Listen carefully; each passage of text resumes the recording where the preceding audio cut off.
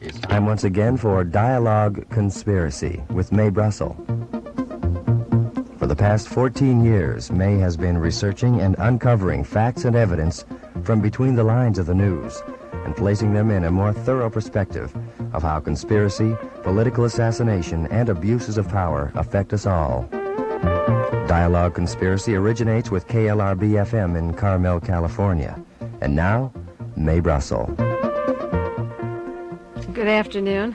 This is Mae Brussell, Carmel, California. This is Dialogue Conspiracy number 293, and it's November the 6th, 1977. I have quite a lot of material here to share with you on this program, and this may turn out to be a two-part series like I've done before, because it's impossible to untangle this web clearly for you in 30 minutes. So I believe that this week and next week will be a continuing series, and maybe more if necessary. It has to do with the killing of Martin Luther King, with the murder of Robert Kennedy and John Kennedy. It has to do with a gentleman named Robert Byron Watson, who's in prison at the present time in Memphis, Tennessee. He heard plans made in the coin shop that he worked with in the art gallery in Memphis, Tennessee, for the assassination of Martin Luther King. He was in the back room, and he heard these gentlemen talking about getting King the next week when he came to Memphis. And then he had travails of telling officials in the federal government in 1970 he wanted to express his feelings about these assassinations because they were being opened up again. And that's when his real problems begin. This tale also has to do with the international narcotic market, the syndicate that runs the White House and the federal government, the organized crime that Martha Mitchell said Nixon is the mafia. It has to do with gold and silver markets and exchange with narcotics and stolen goods in South America. And it has to do with what we think are the terrorist organizations that come to my mind. This is why I'm talking about the subject this time, because the terror that is done by the hijackings and the bank robberies, and a lot of that's going on, is not from the left at all. These are not left organizations, but are funded from the right, and are funded from people stirring up a lot of trouble who are involved in smuggling and narcotics traffic, and members of the John Birch Society. Not every member. I don't mean to talk about every member, but I'm going to talk particularly about a man who's throwing a lot of weight in Congress right now, Larry McDonald, congressman from Georgia, Marietta, Georgia, home of the Lockheed scandals, who is talking about Maoists and communists, and is probably the most far-right member of the Congress at the present time, if there is such a thing. Many of them are, but he is one of the most vocal right-wing members, and it's this character that Robert Watson has been talking about. In his court records, he's been trying to get a hearing and a fair shake, and he first was writing to David Wemple, a researcher on the assassinations in upstate New York, and he was corresponding with David Miller in Florida. And then he got my address and my material that I had written and began to correspond with me.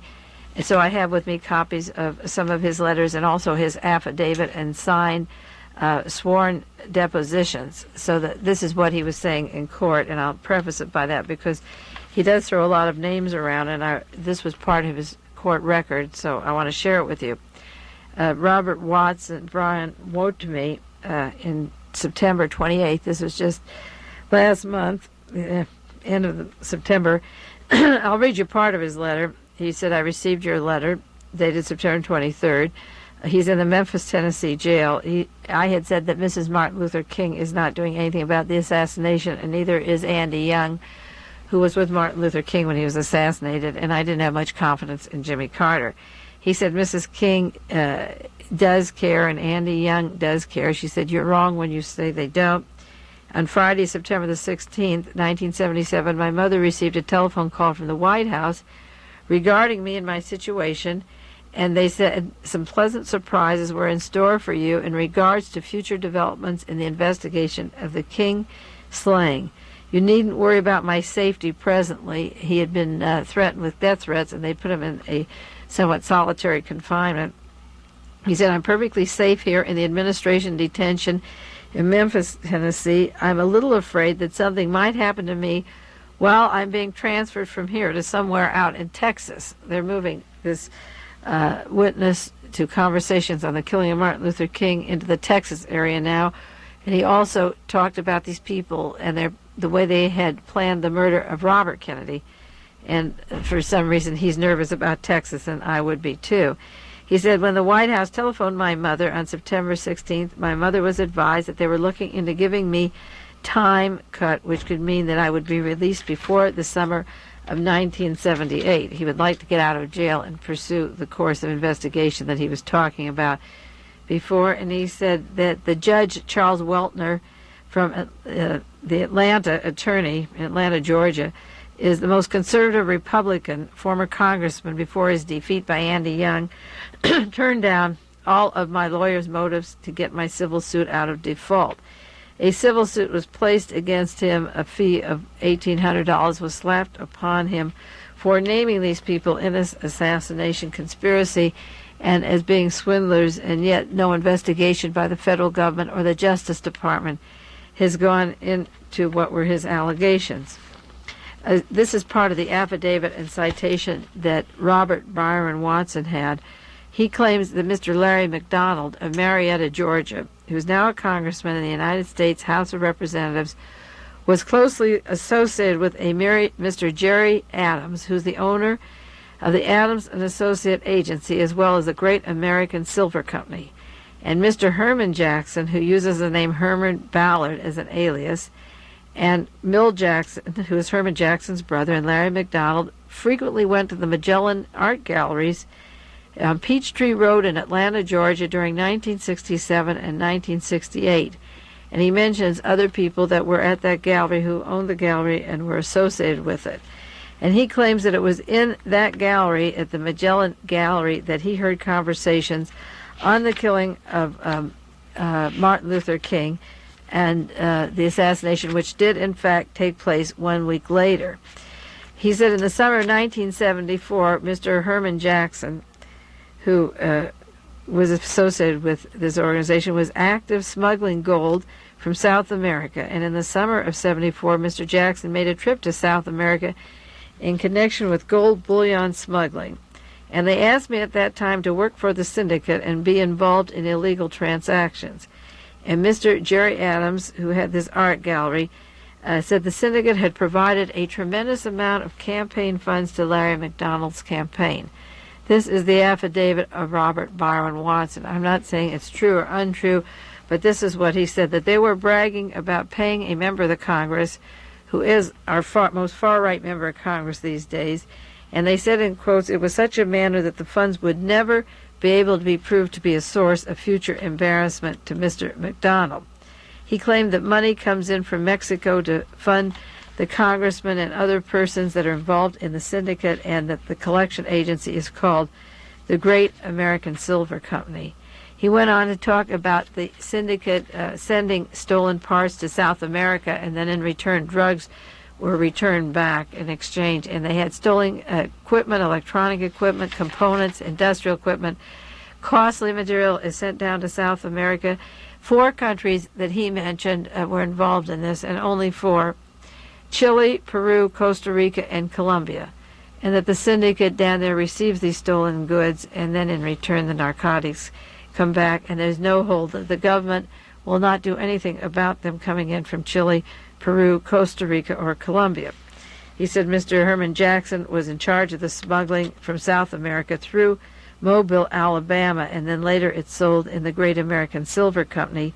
And a Mr. Anthony N. Malik and Mr. Hugh Franklin, owners of a coin company, Liberty Coin Company, in Atlanta, Georgia, are involved in these transactions. Now, these names are important because he goes into their activities in South America, not only their criminal activities, but they were connected with a man named Hector in Mexico, of Mexican birth, and I think the Mexican connection is important when they get into the Robert Kennedy assassination, because I have talked in August on Dialogue Conspiracy about the evidence of N.K. Fields, who lives in Sacramento, with the Mexican connections to the Robert Kennedy assassination. This information goes on that Hector was of Mexican birth, And the syndicate brought in tons of Mexican marijuana into Atlanta, Georgia, and smuggled them through the port, as I say, of Mobile, Alabama. He goes on and mentions many names of this syndicate service that had a shipment going of gold bullion smuggling, narcotics smuggling, funding a congressman in particular and other public officials. He goes on to say that this Dr. Anthony N. Malik is a Lebanese national by birth and not of Greek descent, as Dr. Anthony N. Malik has often stated. He's told people he's Greek, and he's not. He's Lebanese, and his name would indicate, you couldn't tell by the name. Mr. Herman Jackson said that Dr. Anthony Malik had been for many years associated and worked with Jerry Adams from the Magellan Gallery and Mr. Harold Purcell and a Mr. Lawrence Meyer. Mr. Herman Jackson said that Dr. Malik operated as a double agent for the, I suppose, the CIA. It comes later out that he introduces himself as CIA, but he's a double agent working constantly with such Arab terrorist groups as the Black September Group, the Palestine Liberation Group, the Popular Front for the Liberation of Palestine Group, as well as various radical organizations. And what you have here is a funding of groups of people which are not any different than the Baader-Meinhof gang, which caused a lot of trouble in Germany and were killed, or the Japanese Red Army. These armies, I've said all along, the Black September Group was funded from the right wing. You get an international narcotics group selling their dope, bringing it into this country, playing around with the gold market, funding terrorist groups, because the end result of terror on the right that was used by the Tsar to terrorize people and Adolf Hitler and then brought from Germany out to countries all around the world is to make the demand for more police. When we had a few hijackings in this country, we had police at every airport. You can't laugh or kid about it at the airports. And it gives a lot of lectures for politicians. We have to get tough on the terrorists. The airline people are all now angry about the terrorists. We need more guards. We need more police. Then they'll beg for Interpol, the international police, which was Hitler's Gestapo in the first place. And you get a full cycle of terrorism and right-wing fanatics and people like Larry McDonald of the John Birch Society, high up in the society, who has been named by this party as being funding or part of groups associated with people who, like Dr. Anthony Malik, he says, was working with the Black September, the Palestinian Liberation, the Popular Front for the Liberation of Palestine. This Watson, Robert Byron Watson, said, I asked Mr. Herman Jackson if Dr. Anthony N. Malik had anything to do with the assassination of Robert Kennedy. He told me that Dr. Anthony Malik was the man who conceived of most of the plans and worked out most of the details which were employed to assassinate Robert Kennedy, as well as to cover up the assassination of Senator Robert Kennedy. He further stated, Mr. Herman Jackson, that the assassination of Robert Kennedy was the true work of genius because the American people were ready and willing to believe that some crazy misfit of a Palestinian either acted alone or acted for an Arab terrorist group assassinating Senator Robert Kennedy because of his pro-Israeli sentiments. Now, those statements are exactly out of the words, as I say, of Mr. Fields. It was August 1st and 8th on Dialogue Conspiracy of this year. In case you don't have the tapes, you can order tape cassettes of those shows. And he was talking about using a misfit or a person, the type of Sirhan Sirhan who would be a front or a patsy, and that they would have a fall guy and call him a misfit who was against Robert Kennedy recognizing Israel. The script here of this person in a prison in Memphis, Tennessee, who has no access to the research of Mr. N.K. Fields, it's by Robert Byron Watson, sworn and stated, and naming in Mexico, their contact in Mexico, overlays the other work. And it's this kind of research coming in from different sources, which is interesting because they have no way of getting to know each other, and yet their information seems to be true. As I say, this person said that they would use the connection of the crazy misfit, and the excuse would be Kennedy's pro-Israeli sentiment. Of course, it went on to say the main motive before the assassination of Senator Robert Kennedy is the fact that if he were elected president, he would have used the information and material which he collected when he was the Attorney General under John Kennedy. Robert Kennedy was the Attorney General. to open up investigations into the activity and business dealings of certain high-ranking members of the syndicate. Robert Kennedy was the only American official of any stature in the Justice Department that was looking into the syndicate, and of course that is one of the reasons, if not the primary reason, that he and his brother both had to be killed. Watson went on, the syndicate is also known as the government within the government because of the tremendous number of syndicate people who hold top-level positions within the federal government. Well, we know that the CIA is called the government within the government, and the syndicate is the government within the government, and the CIA and the syndicate work together. The CIA would have the syndicate do their political assassinations, and still do, in order to maintain controls of the exact countries he was talking about, like Chile and Peru and Costa Rica and Colombia. And of course the big narcotics traffic comes in, and we can control these countries for the narcotics profits as well as the oil and copper contracts, so that countries like ITT, the organizations, the businesses like ITT, can take over Chile for the copper for their telephone poles, and the narcotics that can come in from Chile. The control of Chile, Peru, Costa Rica, and Colombia is named here as centering this gang of people. But Robert Kennedy was going into organized crime, and he says the syndicate is known as a government within a government because of the amount of people who have top-level positions within the federal government, and it is hard to separate those two. If elected president, Senator Robert Kennedy would certainly have reopened the investigation into the assassination of President John Kennedy, which would have destroyed some of the most powerful and influential people in the United States.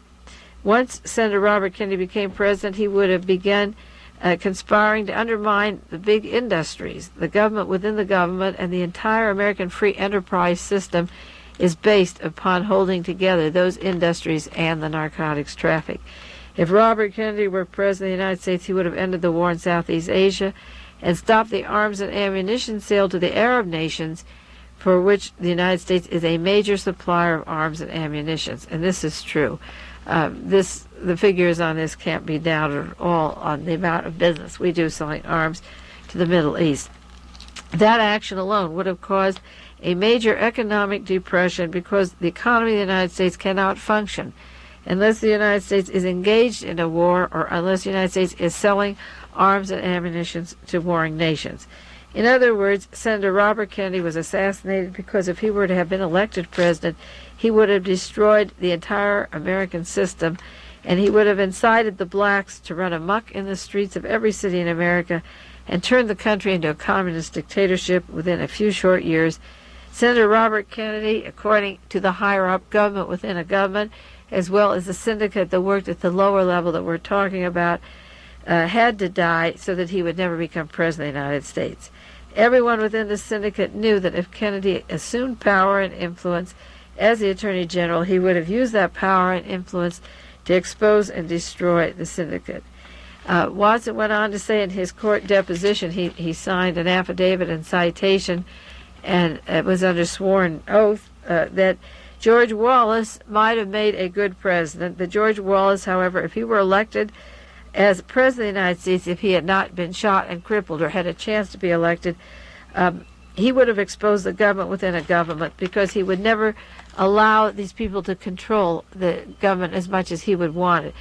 They would control the decisions and policies, and he says George Wallace would want to control them. He wouldn't want the syndicate controlling the policies or decisions. But with Richard Nixon, when he was in power, the policies and decisions of organized crime were good for him, and he liked them. The biggest problem with George Wallace was that he was just too honest. If Wallace ever had become president of the United States, and if he ever got wind of all of this going on inside the federal government, he would immediately have to begin investigating into the syndicate and every agency of the federal government which he believed warranted investigation. For those of you that picked up on the last 15 minutes or so of this show, this is Mae Brussell, and I'm talking about a person named Robert Byron Watson, who worked at a gallery in Atlanta, Georgia, and heard people talking about, he's in Memphis, Tennessee now. It was in an art gallery in Marietta, Georgia, and in Atlanta, that he heard them talking about the plans for killing Martin Luther King. And a week later, King was murdered. And he went on, he was put in jail, and he'd contacted Bernard Fensterwald in Washington, we'll go into that, to try to expose what he had heard and the people that were into these various operations of coin and smuggling and heroin smuggling and narcotics in general. And he got slapped into jail. Some heroin was planted on him, and he's serving time for that now. And he feels it's because he tried to expose this operation. He said Robert Kennedy had to die, and this was the consensus of all the people that he was working with in this particular gallery. He actually was an art appraiser and just happened to be working in this gallery and heard the conversations. They sent him out for a Coca-Cola and a sandwich, and he wasn't hungry. It was Peachtree Road in Atlanta, Georgia, that this conversation of killing Martin Luther King took place. And then he went on and documented the characters that he was working with. He said, during my incarceration in the Federal Youth Center in Ashland, Kentucky, when he was first arrested, Dr. Anthony N. Malik identified himself to Mrs. Watson, his mother, as being a special agent for the CIA and for the federal government. And he told Robert's mother, Mrs. R.W. Watson, that the Central Intelligence Agency was conducting an investigation on these various people that he had named in the art gallery, and he named them, and that they were looking into the suspicion of narcotics travel and the assassination of Dr. Martin Luther King. He identified himself as being of the CIA, but it didn't work out that way. And what happened was that Robert Watson was locked up as being a snitch later, and the truth didn't come out. In the meantime, he heard that a Bernard Fensterwald in Washington, D.C.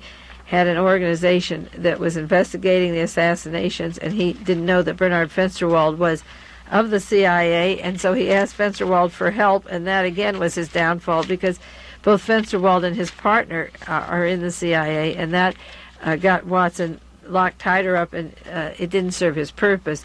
He heard that, as I say, that Fensterwald had this office with Mr. Olhausen, who has been identified as being in the CIA, on 16th Street in Washington, D.C. So he sent them a letter regarding Dr. Anthony Malik, who visited his mother and said he was working for the government, and talked about the assassination of Martin Luther King and John Kennedy and Robert Kennedy. And he thought Bernard Fensterwald would be interested in the Committee to Investigate Assassinations. A lot of people have said that Fensterwald's assistant, Mr. Smith, who went on to visit Watson, was in the CIA. And when he went for help, this committee was set up in Washington, D.C., which was a conduit or source for the researchers to all come running with their information and their goodies. And then Fensterwald went about dividing the real researchers, the good researchers, from the people that would continue the cover-up and divide us or insult us. But he trusted him. He had nowhere else to go, and he wrote to him and told them about his problems. And Dr. Anthony Malik, who had visited him, and Mrs. Watson, denied later that he said he was with the CIA, and he didn't have much to say about that. He said, I'm really working for the Popular Front for the Liberation of Palestine. And then he went on with his organization of the Palestine Liberation Group, the Popular Front Group, and did identify himself as working with the Palestinian group, who've been called the terrorists, and he has been a part of that. Mr. Watson said that during my last visit with Mr. Habash Ansara at his office, that was located in no other than Santiago, Chile, Mr. Habash Ansara told me, this is Robert Watson, working for these people, before he was busted, that the Popular Front for the Liberation of Palestine, as well as the Palestine Liberation Organization, suspected for a long time that Dr. Anthony Malik was associated with and working for the CIA and the United States government. And Mr. Habash is the brother of the famous Arab terrorist leader, Dr. George Habash, of the Popular Front for the Liberation of Palestine. He's also director of the Santiago de Chile office of the Popular Front for the Liberation of Palestine. Furthermore, they inform me that these organizations, the Palestine Liberation Organization, the Popular Front for the Liberation of Palestine, had suspected Dr. Anthony Malik of working for the CIA for a long time and with the federal government, and that all these people in some capacity in Chile had worked together. And ever since Dr. Malik's visit to Chile immediately prior to the CIA-backed overthrow, murder of President Salvador Allende of Chile, he had been with the CIA. So these men had been down in Chile prior to the assassination of Salvador Allende and worked with these terrorist groups and worked with a member of Congress, if not more than a member of Congress, and are involved not only in terrorism but in narcotics traffic down in Central and South America. Mr. Jackson informed Robert Watson that the government within a government did have Arab nationalists in there. He named them by names, and that they worked with the CIA, and they did arrange to have Arab terrorist sympathizers work with Sirhan and set him up as a patsy to assassinate Senator Robert Kennedy. Now, he goes on to say in this affidavit that they set up Sirhan to assassinate Robert Kennedy out of loyalty for the Popular Front of the Liberation Palestine. There's one catch here, that if members of organized crime in the Palestinian group were working in Mexico and setting up a patsy, like the Fields story in Mexico, there's still a person above them. There's a godfather above them, and that's the Central Intelligence Agency, because they made sure that a man from Lockheed in California was the security guard for Robert Kennedy that night, and it has been alleged that Thane Caesar did the fatal shots and that Mr. Caesar was standing behind Robert Kennedy. So that while one group of people at a lower level was setting up the cover story of Sirhan, or making him think that he did kill, or even giving a weapon that he was capable to kill, he didn't get the bullets. His bullets didn't get inside of Robert Kennedy, but he still thinks he did, or his memory is erased. He wants to relive it to see what happened. And I don't think Sirhan has even had access to all of the facts. Maybe he has had or can't remember. But this team was working at the lower level because Watson says that they set up Sirhan to assassinate him, and yet there isn't any hard evidence that Sirhan did do it. But just having him in the Ambassador Hotel and having him with a gun that shoots and having him shoot at that particular time was enough to make the almanacs, the world books, the history books, the court trials say that Sirhan did it. And yet it's the allegations of this Robert Watson that this was set up and that they were in this conspiracy to set up Robert Kennedy's assassination. And then he goes on to say in his correspondence with David Wemple in New York and to David Miller and myself that it was in this shop that he heard the assassination plans for Martin Luther King. I told my mother shortly after that Martin Luther King was going to be murdered, and sure enough, it was only within a few days, a week exactly, that Martin Luther King was murdered. My life was threatened. I was threatened to be killed, and I remained silent until 1970 when I attempted to bring this matter to the officials in Washington, D.C. That's when he contacted Bernard Fensterwald and Ken Smith. They got the most publicity in the national media, on radio and TV, as being interested in the assassinations. So he had no one to go to but them. And it was after he went to them and told them about these conspiracy plans that he heard that then his own house was threatened to be burnt down. He got threats that he'd be killed. They told him as an informer that he'd be harmed. And then some Syndicate narcotics was sent to his home from Bangkok. It was heroin. And then there was arrest. And he was put in jail and busted, and he's been threatened to be killed in jail. And I told Robert Watson I would do a radio show on this, and I may do more next week on Dialogue Conspiracy, because it involves the drug agencies that hushed him up, the threats on his life, and he hopes to be out of jail on this bust. He hasn't had a fair hearing. The Washington Committee, I think, is passing him up. Mark Lane went to see Robert Watson and Dick Gregory when they did their book on Martin Luther King and promised to put something in about him, and they didn't. And he was very disappointed, and it's a shame they didn't. I hope he stays alive, and maybe we'll do a little more on this next week if it's not clear enough. I covered a lot of material, but that is a person who heard plans to kill Martin Luther King and tried to tell people, and the end result was that he was threatened, and he's now in jail. Well, it's Dialogue Conspiracy. Time is over now. One more time. Have a good week. This is Mae Brussell in Carmel, California, and I'll see you next week on Dialogue Conspiracy. You've been listening to Dialogue Conspiracy with Mae Brussell.